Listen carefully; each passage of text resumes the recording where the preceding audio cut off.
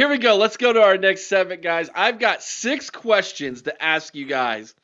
6 important questions, and I cannot wait to see where we go with this. We'll just keep with the same rotation. We'll start with you first, Cory, and go counterclockwise. The most important player on the roster this season is who? Julian Sand. We know the other positions will do their job. We have to know Julian Sand will do his job. We have to see how he'll progress. We have to see how he handle pressure, how he'll lead the team. No matter what, the quarterback becomes the leader over time.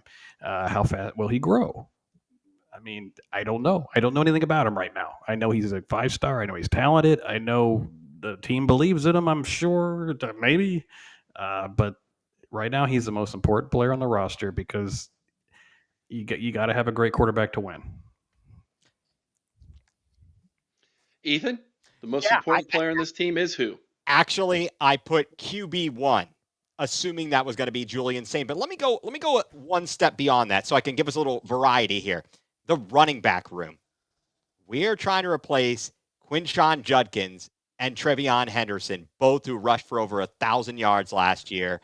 They were incredible. So if we were going to go 1 and 1A on the important player position groups, the running back is right up there. We have got, along with, if we're controlling the offensive line and the trenches, we have got to see those guys take the next steps to be the next great running backs at Ohio State. Peoples absolutely had a fantastic, I mean, in his short work, he's looked pretty good. And the guy from West Virginia, Donaldson, he's got a chance too. So anyway, I agree with Cory. Julian Sand or quarterback 1. We've got to have good quarterback play if we're going to succeed in this. I mean, we've seen average quarterback play here on phenomenal teams of the 90s, and what did that get us? Bubkus. So I'm right there. You have nothing to worry about with this running back room, number 1. Number 2, do not sleep on Bo Jackson. Oh, yeah. Let's go out of Villa Angela St. Joe. Chris, the most important player on this team is who? Yeah, I had to go with Julian Sand as well, just because, and they touched on it. We have the best skill position players in the country. We have the best offensive line in the country. I'm calling it right now. This will be the best offensive line in the country this year. All we have to have is somebody who can get the playmakers the ball. If he does that, I don't know if there's anybody stopping this team. What if I told you that Lincoln and Julian are so close still that it's more detrimental to this team that an injury happens to one of these 2 players more so than the quarterback? Caden McDonald and Edric Houston. You're arguably right, because the depth there is a serious question once you get past. Now, I've heard that Will Smith Jr. is looking very good as of late. But you know, Tywone Malone, he looked good at the practice we were at, Eric. Mm-hmm. But I mean, yeah, the depth there is scary. We haven't seen it proven yet, so I could see the argument made for that. Cory, do you want to refute that? No, I mean, it's true. I mean, look, if Julian Sand goes down, knock on wood there, Lincoln Keenholz can get the job done. I'm really confident in that. But Edric Houston or Caden go down. I can't decide which one's more important. They're both phenomenal. Caden, I think, is going to have it all Big Ten year. I think he's going to be unstoppable. But that being said, who do you go to? Malone's a nice player. I think he's done a couple nice things in limited playing time. Jason Moore, he's becoming the Bam Childress of the defensive line every year. Really hype him up. What a reference! He didn't do anything, and I'm not knocking him. I'm pulling for him. I want him to be good, but I don't know why Hero Canoe left, other than money, maybe. But I hate that he left because he would have had a significant amount of playing time this year. So, yeah, we're thin there. And there's a reason why our recruiting class has like 3 defensive tackles in it or whatever it is, because they're trying to rectify the situation.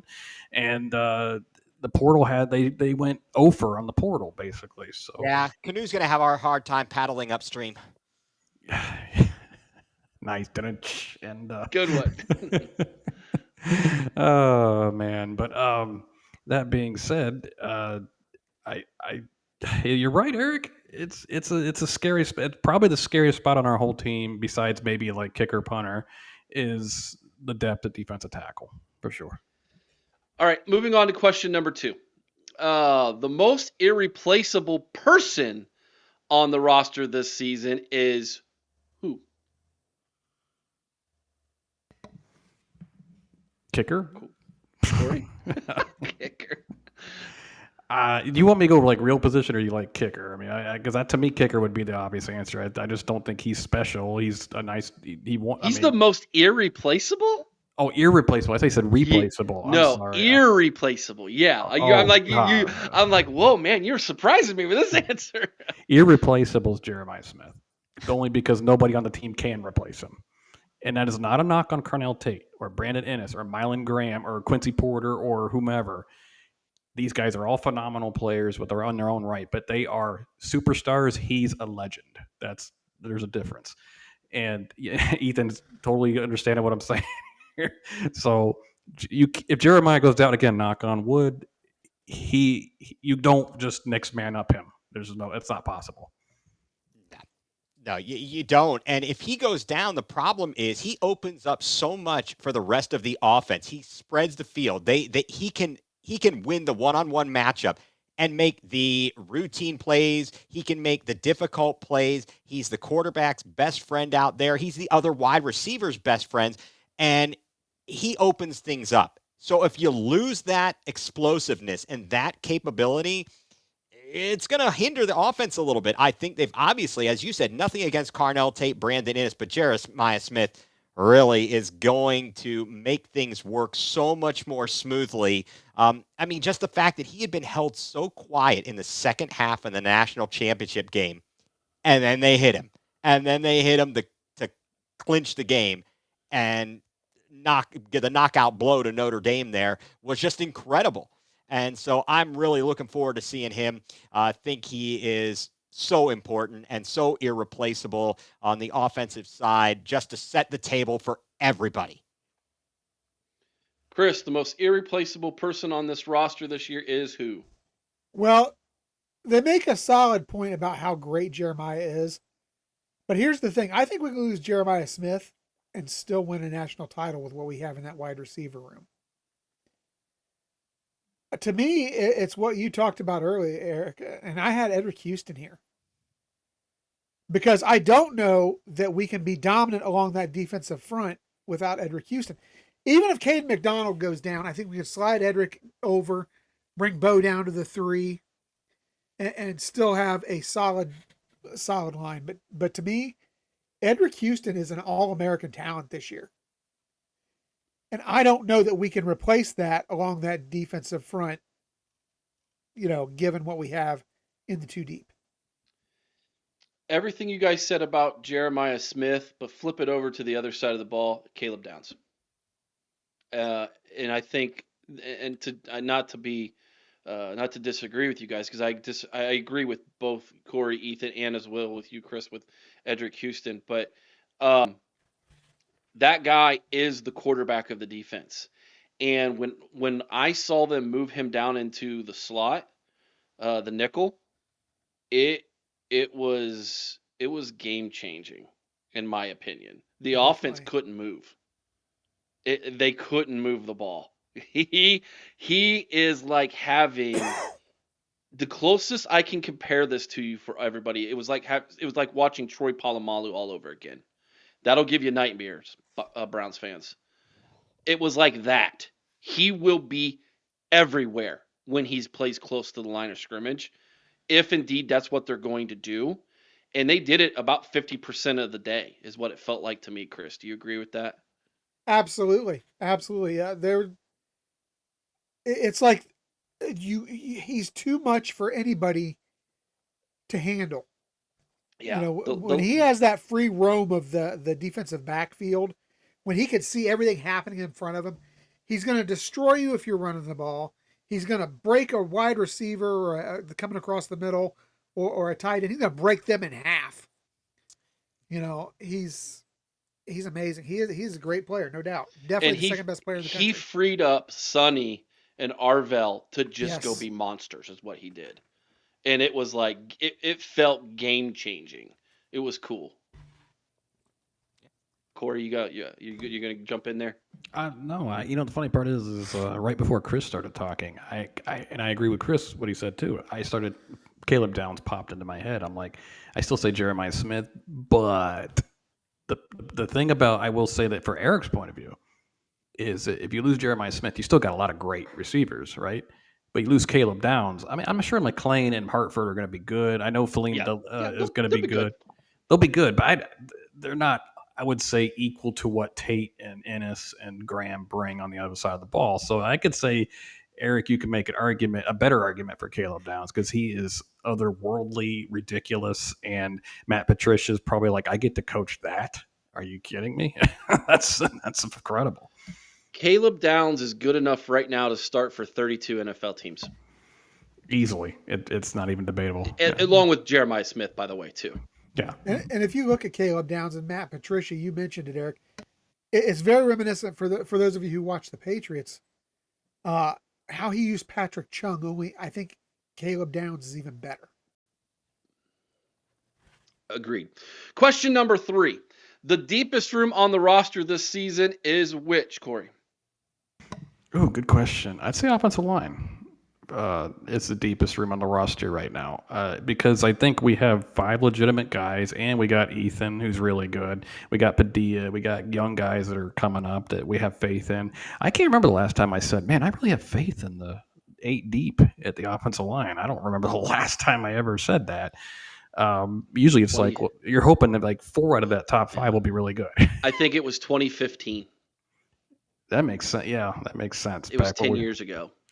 And I was included on this. We were all dumping on Justin Fry, but he left us in good shape, and we hope that Tyler Bowen can keep the ball rolling with that. He's done so good so far with recruiting the Ohio offensive line guys. But I would say that offensive line, actually, for once, I feel it should be really good. And if somebody goes down, God forbid, I'm not hoping for that, obviously, but I feel like, well, we'll have somebody come in and be able to handle the job. Like last year, what we had to do with Donnie Jackson and thing, move him over, and then, it was like we have to try different things to get it to work. This year, it feels like we have quite a few pieces that we can plug and play.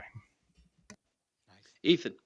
Yeah, that's a great point. I hadn't thought that through initially, and when I looked at the questions, went through the notes, I was thinking the defensive backfield, the secondary as a whole. If you include, Caleb Downs as the safety, Davis and Igmanosin, Jermaine Matthews are going to be very good. Igmanosin, yeah, he gets a little handsy. I was listening to Chimdi Chekwa on his podcast talking about the way that the defensive backs play. They are playing against such great competition on our own team that there's all this hand fighting. And so they have to play aggressive with them. And then they go up against lesser competition and they're still applying all the handsiness and they end up getting themselves in trouble. But I really think that defensive backfield, they can be pretty darn good. We have produced some great defensive backs in recent years. I've got a lot of faith in that unit as a whole. Chris, what's the deepest unit on this team? I don't know. Outside of defensive line, what unit isn't deep? But I'm going to have to go with the wide receivers. I've got to go with the wide receivers. I mean, you've got guys sitting there. Our 5th and 6th guys could be starting on 80% of the teams in this country. Or more. I mean, you look at that. I mean, obviously we got the 3 everybody knows about, Ennis, Tate, and Smith. But Quincy Porter, only a freshman, man, he looks the part already. I want to see Demarion Witten. Yeah. I want to see Demarion. If you guys know, being, since I'm, a Northeast Ohioan, Demarion Witten's dad, Dale Davison, he will be on the radio. Sometimes they're on ESPN Cleveland, WKNR. And so you get to hear him, and I've met him. He's super nice, but coming out of that Glenville program, I mean, that's just a beast of a program. I'd love to see that guy succeed. Yeah, but Mylan Graham, Bryson Rogers. I mean, Phillip Bell. Let's not forget Phillip Bell, another talented freshman. I mean, this room is deep, man. Um, but like I said, I think every room on this team is deep, with the exception of maybe our defensive tackles. I think the obvious answer is all three of you are 100% correct. That's the, but I'm going to speak to the wide receiver one, Chris. That was what I had written down. Mylan Graham, my gosh, is he Garrett Wilson made over? Where's number Absolutely. 5? He's built like him. He looks like him. He runs like him. He catches like him, and he's probably not going to play. That's where we're at in that wide receiver room. That's sick. That is just, and he just keeps stacking them. The number one player in the class of 2027 in the state of Ohio, he's the number one player in the country, number one wide receiver in the country. He's already in the class. So Brian Hartline's just he goes out there and he just, who do I want? That's where he's at. Hopefully he can do that for the rest of the offense too, because that would be fantastic. But yeah, dude, I feel very, very confident in the secondary. I feel very confident in the offensive line, Corey. I feel very confident in the wide receiver room, Chris. But what I had written down was the wide receivers. Next question. This is question number 4. The most important assistant coach on the staff this season, Corey, is who? Matt Patricia. Because I'm confident Hartline will do a good job, and he's got the easy understudy of Ryan Day for the offense. Patricia is going to be the coach of the defense, and I just don't know. I'm gonna wait and see with that guy. I know the players are excited about him. I know they like him. I know they like the scheme, the tweaks they're making to what generally Ryan Day's philosophy is. I've been hearing from our good friend B. Moses that when he was at the practice with you guys, that the players were just talking up Patricia, saying how great he is. I'm like, maybe he is, but since his Patriot days, his career's floundered, and I don't know how much of that was obviously Bill Belichick when he was successful in New England or not. I don't. It seems like most of Belichick's defense coordinators have been pretty successful. I just don't know. I'm not saying he can't be great. I just don't know. And last year we had such a mainstay with Jim Knowles that I knew the defense would be fine. I was like not worried about this year. I just don't know. And honestly, if we have a repeat of something like 2018 or 20, we're not going where we want to go. So can he corral the defense, prove himself as a coordinator at the college level, and with the bevy of talent he has, create a really stifling defense? And I'm a little concerned. Like week 1, I mean, there's going to be bugs and stuff like that, no matter what. I'm not judging him from week 1, but Steve Sarkisian and Arch Manning, if they put up a clinic on him, are you going to come out of week 1 confident in him or not? I mean, I got to see it, but to me, he's the most important if we want to make another run. Ethan, the most important assistant coach on this year's team is who? I was actually going to go with Hartline. I was going to go with Brian Hartline because making that transition from the wide receiver coach up to the OC position and to replace a guy like Chip Kelly, a legend in his own right, that's those big shoes to fill. We shall see. I know people have talked about his past attempts or experience in calling plays or in an offensive coordinator type position. It was not successful. I have a lot of faith in him, but that's a very big role.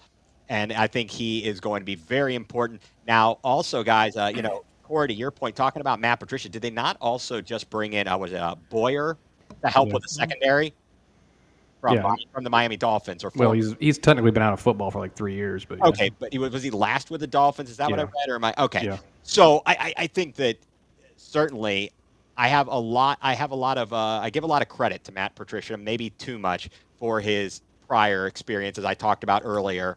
In the NFL under Bill Belichick, but I think that that's great. And did they not last year have to make a bit of a change after the Oregon game with the defense and how they were playing? Am I remembering this correctly? So because you talked about Jim Knowles and coming from Oklahoma State, and I'm like, what the hell? The Big 12, they're ridiculous. There's like no defense there, but they had to kind of change some things to get it right after the early season.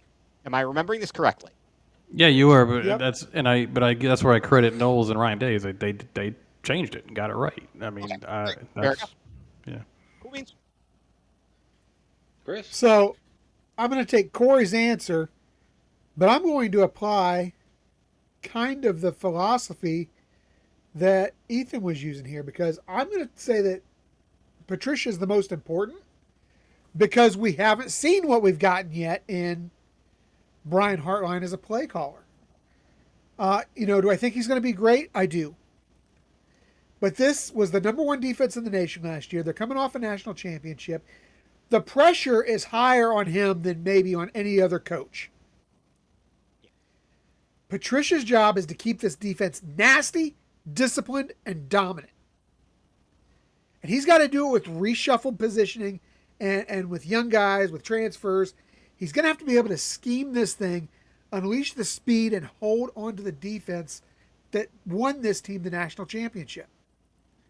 So I think to me that Matt Patricia, who is going to be the head coach of this defense, and by the way, I understand the criticisms that Cory had with Patricia because I had the same ones at the beginning.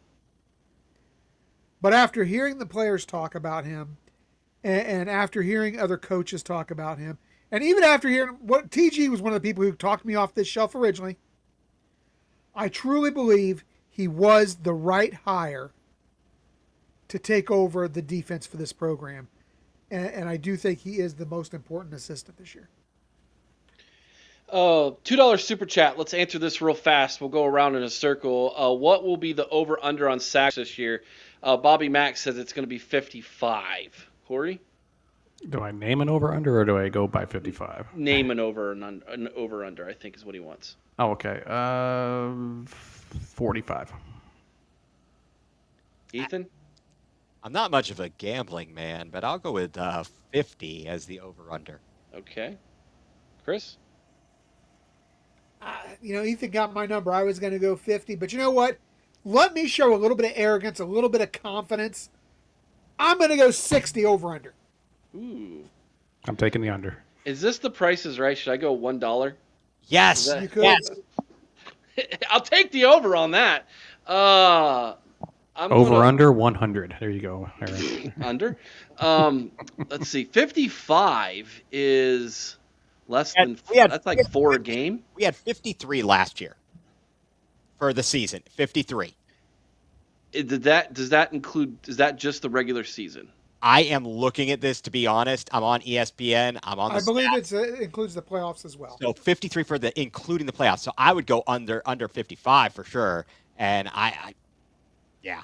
Unless Bo Atkinson just goes off. But I think Kenyatta's going to have the bulk of the sacks. So Kenyatta Jackson is, what did Doug call him? He's what's the terminology he used for him?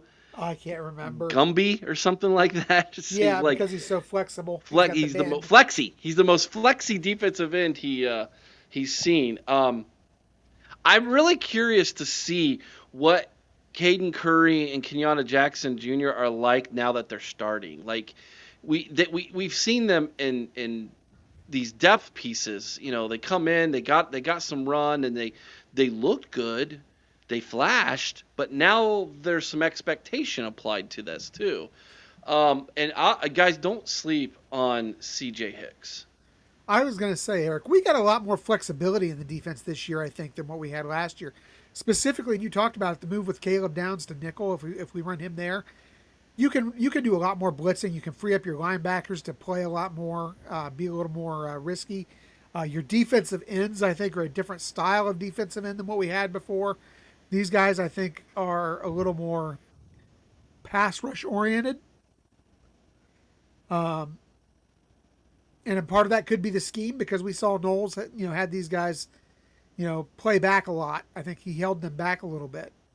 I think that if Matt Patricia unleashes these guys, given the flexibility in this defense, I really think that 55 is not a problem. Bobby Mack, that's a great question. Next week's show is, we do this every year before the first home game. It is our crazy prediction show. So make sure you want to tune in next Sunday night because that is exactly what we're going to be doing next Sunday night. We're going to be giving all of our predictions. So that would fall in line for that. I don't know who's going to lead the team in sacks. Probably Kenyatta Jackson Jr., maybe CJ Hicks. I don't know. I don't know, maybe Sonny. Maybe it's Sonny Very who gets in possible. there. God, Caleb Downs. Might as well. Jaden Uh, Fielden. Why not? I do know this. I believe this without a doubt. Bo Atkinson will have the most pass blocks or whatever they're Yep. called, pass block downs or whatever they're called, from the defensive line. That guy His hands has are always up. he always got his hands up in practice every time he didn't get home. The hands went up and he would get vertical, and he's got a pretty good vertical. That dude could probably hammer some dunks on the basketball court. All right, question number 5. The biggest trap game on the schedule this season, Corey. At Washington. It's coming off a bye, but that being said, it's after a couple of ho-hum games and coming off a bye. Will they be up for it? Washington's a tough place to play. It's a lot of travel. I think Washington will be improved this year. I think it'll be a tough game. I really do. But I was going to pick at Illinois because I think that will be really tough as well. But I think I think they'll expect Illinois to be a tough game. At Washington, in the players' minds, I think they won't respect them as much as Illinois, and all of a sudden they could catch you if you don't. So Interesting take. I haven't thought about that, Corey. That's interesting. Ethan. All right. Well, if Urban Meyer was still the coach, I'd say Purdue. But no, I'm going to go with I actually have Illinois. I guess you're right. It's not technically a trap game per se, but Illinois could be overlooked. Yes, they won 10 games last year. Brett Bielema is a great coach, and they are an improving program. I feel like Washington has had very few great years. And we've gone out there and beat the living snot out of them in the past. So I'm not so worried about Washington. A Husky this, whatever. Illinois, that worries me. That worries me. Going into Champaign and Brett Bielema's good.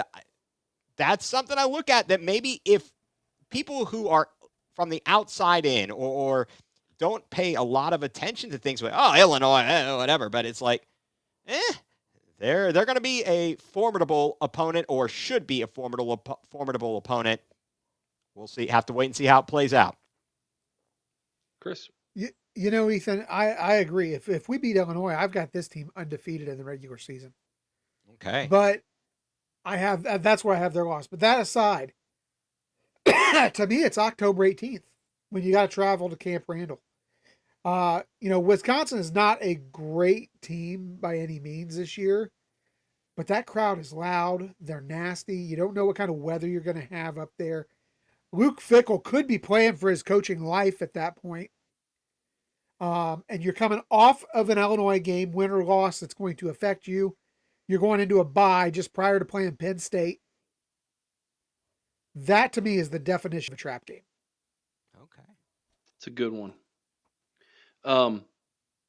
Yeah, it's the second. If I'm not, isn't that the second road game in a row and the third in 4 weeks? If I'm not Yes. mistaken. Yes. So they're at Washington, they play Minnesota, at Columbus, and then they go to Illinois and to Wisconsin. That team is going to be tired going into Madison. That's a lot of travel. And Madison it's a rowdy place, man. Look what happened to Oregon there last year. Yeah, Oregon, they survived They that survived game. it. They should have lost. Yeah. Wisconsin had them. With their backup quarterback, mind you. Wisconsin had a backup quarterback starting all year last year. So that's an interesting one. I'm going to lean towards Cory here and go with Washington as my trap game this year. But here's why it might not be. Washington will have a 22-game winning streak by that point at home. They will probably be undefeated if they do win the Apple Cup, and they should this year. And I think it'll be a big national game. So can you really call that a trap game if it's going to be nationally televised and a big build-up to it? I'm not sure. But they're not even preseason ranked, if I'm not mistaken. And they're talking like, if you listen to their fans and you talk to their fans like I have when we did the Wisconsin preview, they're calling that an upset win. They're going to win that game. That's how confident they are. So we're not going in there with a team going, we got no shot here. It's the Buckeyes. They're like, no, we're gonna beat them. So that's gonna be a lot of fun. That's gonna be a fun game, guys. Okay. Last question we have before we take our commercial break. Sorry, was there somebody gonna say something else? Okay. Number 6, the most important moment of the regular season this year will be what, Corey? I think I'm going to take everybody's answer here is when the final score in Ann Arbor shows Ohio State wins. That's going to be the most important moment of the regular season. And if you try to say something else, I'm going to say you're wrong. I mean, look, it's an opinion show. Everything's subjective, but and I know Chris agrees with me. When it's quadruple zeros, Ohio State has the higher score than the team up north in Ann Arbor. That is the most important moment of the regular season. All right, we ready to argue? Okay. If we suck the rest of the season, how much is it going to matter? Other than for pride. If we suck the rest of the season, it will easily be. It'll easily be I the most don't know. important. I'm going with the opening moments against Texas. That sets the tone for the season. We get to see. I know ultimately, win or lose, that's not going to decide your fate this season. But I feel like that sets such a tone and the precedent. We've got these guys and this nervous energy with youngsters out there, the young quarterbacks, and they've got a lot to prove. It's a different team. You're going up against Texas and the Arch Manning hype train and this ridiculousness and the fact that it's on stupid ass Big Noon. And, so I'm going to go with, I could be persuaded about the Michigan, call there, Corey, but, I'll go another way and try and go the other direction with Texas at the other end of the schedule. Well, let me pick up this argument here for you, Corey, before you jump in. It's real simple. Texas, yes, it's great to win, but let's call it what it is. The game is kind of irrelevant because it's not a conference game. It's not going to determine whether you get to the conference championship or not. It is two teams that are not the same two teams they were last year. Nope. It is a game that is not going to, in the grand scheme of things, matter for anything other than maybe seeding when the playoff arrives. No hesitation to me to say November 29th in Ann Arbor. Forget everything else. We have, by hook, or in some cases by crook, lost 4 games in a row. Well done. To the scum. Ryan Day has this hanging over his head. It's what is keeping Ryan Day from being an elite head coach at Ohio State. He is a great head coach, but he's not elite until he fixes that record against the team up north. There's still pressure on the guy. The guy won a national championship. There's still pressure on him. At 10-2 last year, we were ready to run his ass out of town. Guys, he has to beat Michigan in Ann Arbor this season. That's why I got to agree with Corey here. When those zeros hit the clock at the end of that game, that will be the defining moment of next season. The coaching staff will tell you it's Texas because that's who's first. And then after a week, they're going to say it's Grambling. Right. Because they don't have the ability like us to not worry about looking ahead. They can't look ahead. I agree with you, Ethan, that first game is important because it does set the stage for the rest of the year. And I also agree with both you, Chris, and Corey, that the last game in the regular season come November is important for Ryan Day and for this team to get their gold pants that they haven't gotten. So I think you're both right. Eric, can I say something that may or may not persuade you one way or the other? Sure. If you look at the Texas game, in the grand scheme of things, you said something about setting the tone. Mm-hmm. In 2014, we lost early to Virginia Tech. What happened? We won the national championship. Last season, we lost early to Oregon. What happened? We won the national championship. Am I worried about Texas? Or am I more worried about Ryan Day getting that monkey off his back against the team up I north? have one question to ask all of you and all of you commenting. And I want you to think about this. Compare how you'll feel losing to Texas versus how you'll feel losing a fifth in a row, the team up north. Oh, yeah, absolutely. There's no comparison. There's no comparison. However, do you remember when we lost to Vince Young and Texas at the Horseshoe? I was at a wedding reception that night and listening to that game on the radio. Oh, my God. Oh, I'll feel terrible losing to Texas, but if we lose to that team up north again this year, But there's no fan base more unbearable than the Michigan fan base, especially after they skated this past week. We won't even be talking about Texas in 5 weeks. No. So, I mean, win or lose, we won't be talking about Texas very much in 5 weeks. But that team up north, we lose to them again, we got to hear it all year again. So I'm totally. Chris and I are in sync here. We can't lose to them again. We can't. You got to beat them. And I'm sorry. Look, this is a fact right here. Ryan Day. It took him winning a national freaking championship for us to forgive him for last year, losing to the team up north. That's and how it's important forgiven, but not forgotten. Exactly, and but that's how important it is to that game. And while it doesn't mean what it used to mean on the grand scheme of the college landscape for winning titles and stuff like that, to Ohio and that state up north, it's still the rivalry. It's still the game. It's still vital for Ryan Day. And I agree with Chris. You can't go down as a legend at Ohio State if you don't right that ship. So. Read this from Lucy. This is what Doug Maurice said. I think the most defining moment is how they handle the first loss.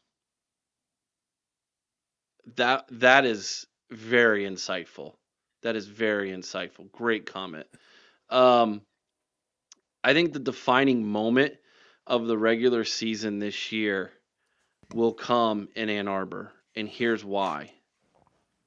I believe if my preseason predictions are correct, both teams go into that game 9-2, and it's a play-in game. Ethan's like, wait, what? So who do you got our 2 L's to? Illinois and Texas. All right, nah. Not gonna happen. Not prudent at this. HW making a. I've been arguing with him about Texas for weeks now, Ethan. For some reason, he's bought into the mess. He's bought into the hype about a guy who just has a famous last name and has proven nothing. I've not bought. Have you guys? Gosh, I don't know about you guys. But he is just as inexperienced for them. He's got a couple games against some trash teams, but he's not got that much more experience than Julian Saint. Look at how many players Texas lost, as well as Ohio State. They lost just as many of their key players. More. Ohio State's returning more production, Ethan. But I would actually want to think about. I mean, we've got some very difficult games as well. I mean, Oregon's not going to. We've got Oregon. Penn State's going to be tough. No, we got. Here's the season for Ohio State.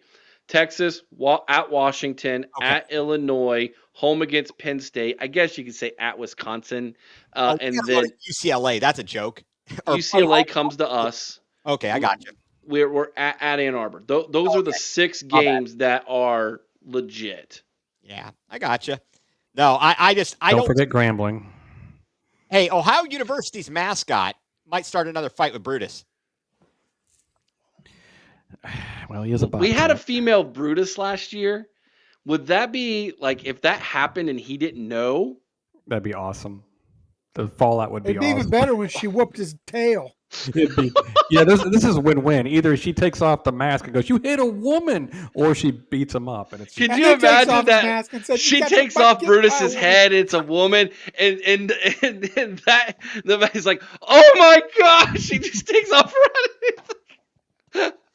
You know what? And then she stands over top and gives him the DX crotch chop. You know, For the Ohio versus Ohio State game, Michigan fans are going to be rendered catatonic because they keep calling us Ohio. They're just going to be so confused during that Oh game. my gosh. Well, they're confused on a good day anyhow. That's a good point.